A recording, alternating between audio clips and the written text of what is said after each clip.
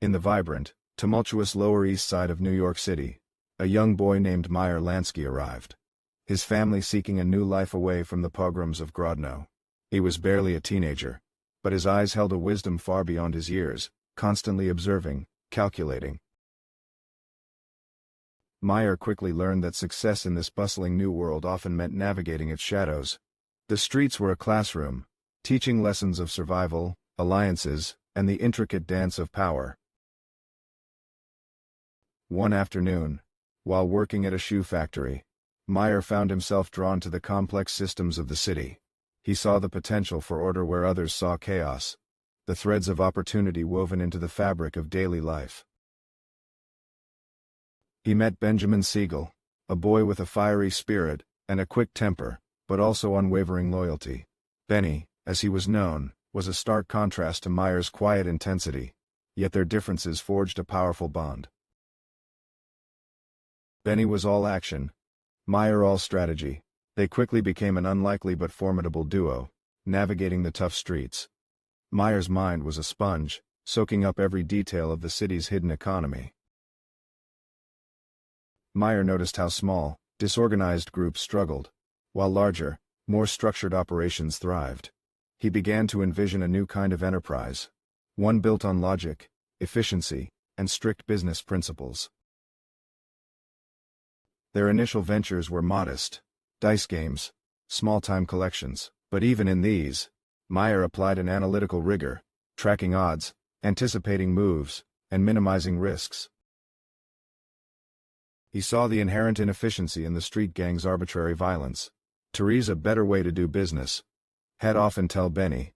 A way that makes more sense, more money." Meyer spent hours poring over ledgers, even if they were just penciled notes on scraps of paper, trying to understand cash flow, profit margins, and the subtle art of negotiation. Benny, though less inclined to numbers, understood Meyer's vision. He was the enforcer, the protector, ensuring that Meyer's meticulous plans could be executed without interruption. Their reputation grew, not just for their daring, but for Meyer's uncanny ability to anticipate problems and devise solutions before they escalated. Meyer believed in professionalism, even in an illicit world.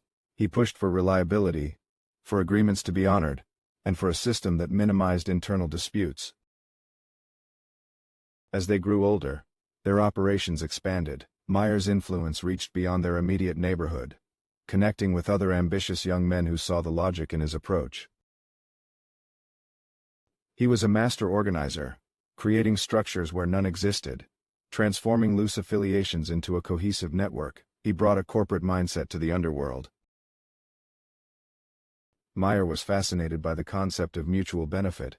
He understood that cooperation, even among rivals, could lead to greater prosperity for all involved.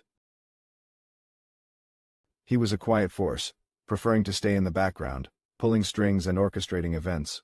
His power came from his intellect, his foresight, and his ability to see the bigger picture.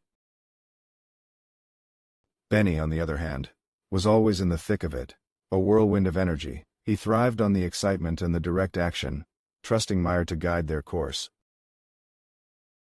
Together, they built an empire, not one based on brute force alone, but on Meyer's unparalleled strategic thinking, his understanding of economics, and his relentless pursuit of efficiency. Meyer always looked for the overlooked opportunities, the gaps in the market, the ways to innovate within their chosen domain. He was always one step ahead, predicting trends. His mind was a labyrinth of calculations, probabilities, and contingency plans. Every decision was weighed, every potential outcome considered. He understood that true power wasn't about being the loudest or the most violent, but about being the smartest, the most organized, and the most indispensable. Meyer also valued discretion. He knew that the less attention they drew, the more effectively they could operate. Secrecy was a powerful shield. Their journey wasn't without its immense challenges and dangers, but Meyer's calm demeanor and strategic brilliance often pulled them through the most precarious situations. He was known for his calm, almost academic approach to their business, always seeking the most logical and profitable path. Benny admired Meyer's ability to remain unflustered, even when chaos reigned. "You've got ice in your veins, Meyer," he'd often say with a grin. As the years passed, Meyer Lansky became a legendary figure, known as the mob's accountant or the brain. He preferred the shadows, letting others take the spotlight. His legacy was not one of flashy displays, but of meticulous planning, strategic alliances, and an uncanny ability to turn illicit ventures into highly profitable, organized enterprises. He transformed the chaotic world of organized crime into a streamlined, interconnected system, laying foundations that endured for decades. Meyer Lansky's story is a testament to the power of intellect and organization. Even when applied to the most unconventional of paths, he was a pioneer in his own right. He proved that even in a world often defined by violence, the sharpest mind and the most strategic approach could ultimately hold the greatest sway. His influence was global, shaping the landscape of organized crime in ways few others ever could. He was the quiet architect. Meyer Lansky, the boy who arrived in the Lower East Side with nothing but his wits, became a mastermind whose strategic genius left an indelible mark on history.